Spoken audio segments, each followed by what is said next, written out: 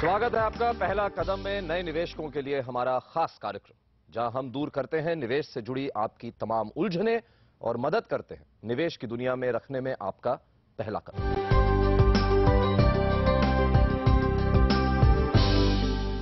पहला कदम की पहली सीरीज में हमने आपको जानकारी दी इक्विटी में निवेश के बारे में। अपनी दूसरी सीरीज में निवेश से जुड़ी उलझनें तो हम दूर करते ही रहेंगे, साथ ही कराएंगे आपका परिचय निवेश और बचत के तमाम दूसरे साधनों से। हमारी कोशिश यह होगी कि हम आपको अपने पैसों की बेहतर देखभाल में जुड़ी हर बात बता सकें। इसीलिए इस हफ्ते हम बातचीत करेंगे फाइनेंशियल प्लानिंग की अहमियत पर। हमारे साथ हैं दो जाने माने एक्सपर्ट, रिलायंस मनी के सीईओ और डायरेक्टर सुदीप बंदोपाध्याय। धन्यवाद सुदीप एक बार फिर आने के लिए। और जाने माने सर्टिफाइड फाइनेंशियल प्लानर गौरव मशरूवाला। बहुत बहुत धन्यवाद गौरव आज आने के लिए। पैसे की जो अहमियत है लोगों में, क्या आप देख रहे हैं कि बढ़ रही है आज?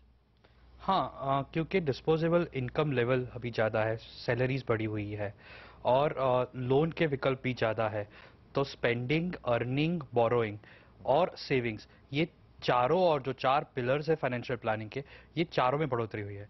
तो लोगों को इसके बारे में अभी ज़्यादा से ज़्यादा जानकारी चाहिए। सुदीप? ये बिल्कुल सही है, बहुत इंटरेस्ट इसमें बढ़ गया है। मेरे ख्याल से इसका एक मेजर कारण यही है कि अगर आप देखेंगे कुछ साल पहले तक फिक्स्ड रिटर्न इंस्ट्रूमेंट्स जो हुआ करते थे, national saving certificate, post office deposit, Kisan Vikas, these were excellent instruments, they were producing very good returns. पर अगर आप आज देखेंगे तो ये सब इंस्ट्रूमेंट्स करीब 8-8.5% on an average return produce कर रहा है और ये सारे टैक्सेबल हो गए हैं। तो नेट इनकम इन इंस्ट्रूमेंट में निवेश करने से आपको 5-5.5% मिल रहा है। हालांकि इन्फ्लेशन आज के दिन में 5-5.5% है। तो पीपल आर रियलाइजिंग कि ये traditional way of whatever they're saving, वो अगर ये सब इंस्ट्रूमेंट में डाल दें तो they are not actually growing their money. ढेरों सवाल हैं आप दोनों के लिए, लेकिन सवाल जवाब का सिलसिला शुरू करने से पहले आइए एक नजर डालते हैं फाइनेंशियल प्लानिंग की अहमियत पर। फाइनेंशियल प्लानिंग, ये शब्द सुनने में भले आपको नया लग रहा हो, लेकिन ये हमारी रोजमर्रा की जिंदगी का हिस्सा है। अपनी आमदनी और खर्च में तालमेल बिठाने की आदत को कहते हैं फाइनेंशियल प्लानिंग। फाइनेंशियल प्लानिंग हमेशा किसी मकसद के लिए की जाती है।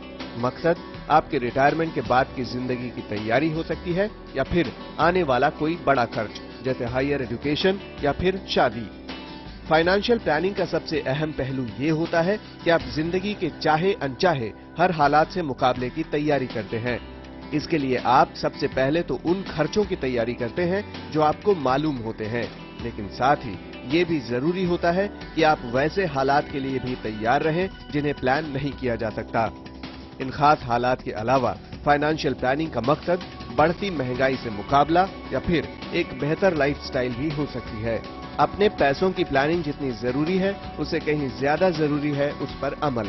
नियम पूर्वक और समय पर निवेश और खर्च के लिए तैयार सीमा का पालन ही आपकी प्लानिंग को कामयाब बना सकता है और आपको आपके पैसे की पूरी कीमत दिला सकता है। आइए लेते हैं पहला सवाल मुरलीधर रेड्डी का।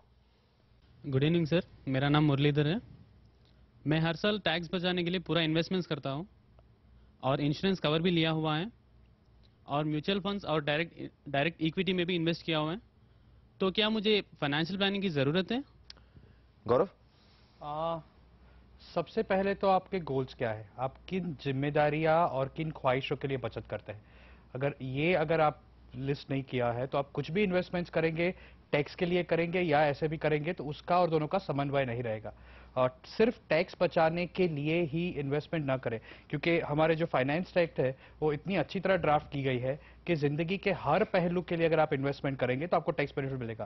जैसे अगर आप हेल्थ इंश्योरेंस लेते हैं तो टैक्स बेनिफिट है, लाइफ इंश्योरेंस लेते हैं तो टैक्स बेनिफिट है, घर के लिए कर्जा लेते हैं तो टैक्स बेनिफिट है, अगर रेंट पे घर है तो भी टैक्स बेनिफिट है, रिटायरमेंट के लिए टैक्स बेनिफिट है, बच्चों की पढ़ाई के लिए टैक्स बेनिफिट है। तो जिंदगी के जो भी अहम गोल्स है वो सभी के लिए टैक्स बेनिफिट है।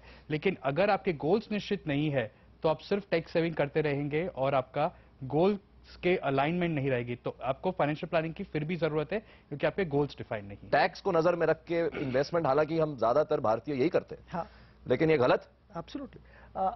अब देखो, ऐसा है कि लाइफ इंश्योरेंस, आपने कि जैसे बोला लाइफ इंश्योरेंस, आप अगर सिर्फ टैक्स बचत के लिए लाइफ इंश्योरेंस करते हैं तो उसमें आपका लाइफ को इंश्योर करने का ऑब्जेक्टिव शायद मीट नहीं होता है, क्योंकि लाइफ इंश्योरेंस किस बेसिस पे करना चाहिए?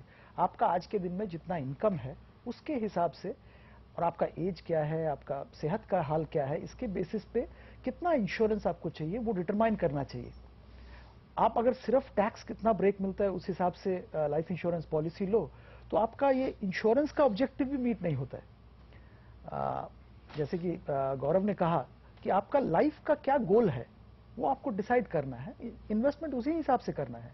एंड गौरव ने जैसे बहुत अच्छा बोला कि हमारा टैक्स लॉज ऐसा है कि आप कुछ भी पर्पस के लिए करो, काम करो, इन्वेस्ट करो, there are tax breaks there. पर पहले आपको अपना जीवन का गोल डिसाइड करना है, क्या करना है आपको, किस लिए पैसा चाहिए, किस लिए पैसा बचत कर रहे हैं। Once you have decided that, उसी हिसाब से आपको इन्वेस्ट करना चाहिए। जी आइए लेते हैं मेरठ से ये सवाल। मेरा नाम सुनीता शर्मा है और मेरे हस्बैंड जो है बिजनेस करते हैं। मैं परिवार के पूरे ही खर्चों का ध्यान रखती हूँ और आगे आने वाले खर्चों की तैयारी पहले से करके रखती हूँ। क्या यही फाइनेंशियल मैनेजमेंट है? अगर यही फाइनेंशियल मैनेजमेंट है तो इसके लिए और बेहतर प्लानिंग हमें बताइए कि क्या उचित होगी। गौरव, 3 स्टेप्स हम देखते हैं फाइनेंशियल प्लानिंग में: वेल्थ प्रोटेक्शन, वेल्थ एक्यूमुलेशन और वेल्थ डिस्ट्रीब्यूशन। वेल्थ प्रोटेक्शन मतलब हमारी जो भी संपत्ति है, हम खुद एक वेल्थ है हमारे खुद के लिए, उसके अलावा घर, गाड़ी वगैरह, उस पर कई सारी दिक्कतें आ सकती है, इलनेस, डिसेबिलिटी, डेथ, कैटास्ट्रॉफी। तो इन्होंने जो बात की, वो जो बचत कर रहे हैं वो वेल्थ एक्यूमुलेशन सेकंड फेज है। लेकिन अगर उनका पहला फेज जो बेस होना चाहिए कोई भी प्लानिंग का, अगर उन्होंने contingency fund, health insurance, life insurance, property insurance, अगर वो नहीं है, तो कल उठ के कोई भी अनटुवर्ड इंसिडेंट हुआ तो जितनी बचत उन्होंने ये पढ़ाई के लिए की है, वो पूरी की पूरी बचत उनको वो सब अनटुवर्ड इंसिडेंट्स के लिए इस्तेमाल करनी पड़ेगी। तो फर्स्ट स्टेप यही है, उनको अगर स्ट्रांग बेस बनाना है फाइनेंशियल प्लानिंग का, तो वेल्थ प्रोटेक्शन के बारे में सोचिए। अगर वो हो गया है तो फिर ये जो बात करते हैं वो सही है। जी आइए अब चलते हैं जालंधर और सुनते हैं हरमीत का एक ये सवाल।